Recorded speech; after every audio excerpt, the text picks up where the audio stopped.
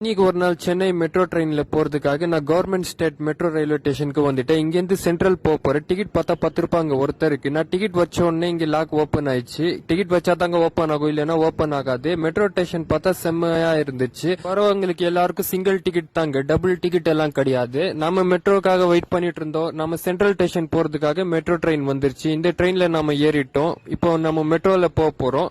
AC மெட்ரோங்க. எப்படி போகுது நீங்களே பாருங்க. மெட்ரோனா பிரிட்ஜ்லயும் போகும், அண்டர் கிரவுண்ட்லயும் போகும். இப்போ தாங்க ஃபர்ஸ்ட் டைம் மெட்ரோல வர, அதுவும் சென்னையில வரேங்க. இங்க எவ்வளவு க்ரௌட் இருக்கு நீங்களே பாருங்க. உட்காரதுக்கு சீட் தான் கிடைக்கல. பரவாயில்ல, ஸ்டேட்ல இருந்து சென்ட்ரல் மெட்ரோக்கு போறதுக்கு 10 ரூபாய் தாங்க. ஒரு வழியா நம்ம சென்ட்ரல் மெட்ரோ ஸ்டேஷனுக்கு நம்ம ரீச் ஆயிட்டோம். இந்த மாதிரி மெட்ரோ ட்ரெயின்ல போயிருந்தீங்கன்னா மறக்காம கமெண்ட் பண்ணுங்க. இங்க புக்ஸ் பார்க் கூட இங்க இருக்கு மெட்ரோ ஸ்டேஷனுக்குள்ள, இதை கூட நீங்க பாக்கலாம்.